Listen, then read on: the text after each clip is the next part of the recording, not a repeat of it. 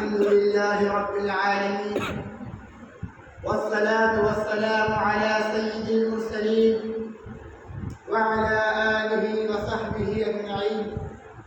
أما بعد، قال الله تبارك وتعالى في القرآن المجيد والفرقان الحميد: أعوذ بالله من الشيطان الرجيم، بسم الله الرحمن الرحيم.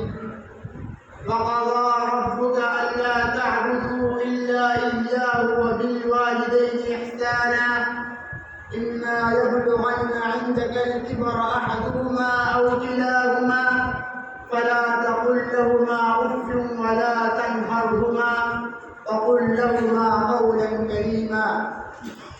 وقال النبي صلى الله عليه وسلم: رغم أنفه. قيل: من يا رسول الله؟ قال: من أدرك والديه عند الكبر أو أحدهما ولم يدخله الجنة، أو كما قال النبي صلى الله عليه وسلم.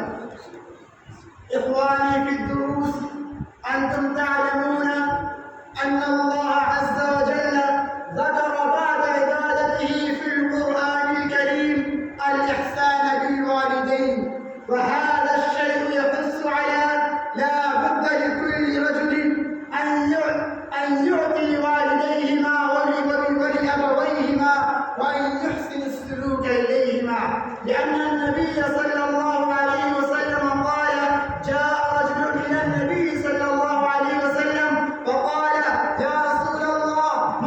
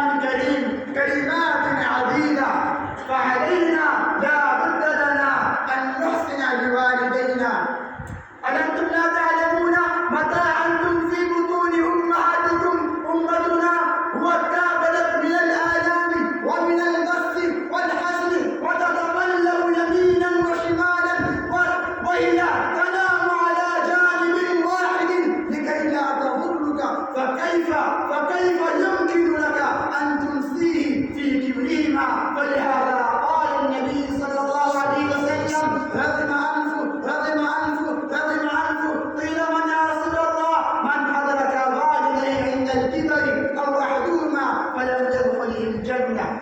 هنا أكتفي بهذه الكلمات وآخر دعوانا أن الحمد لله رب العالمين. ما شاء الله.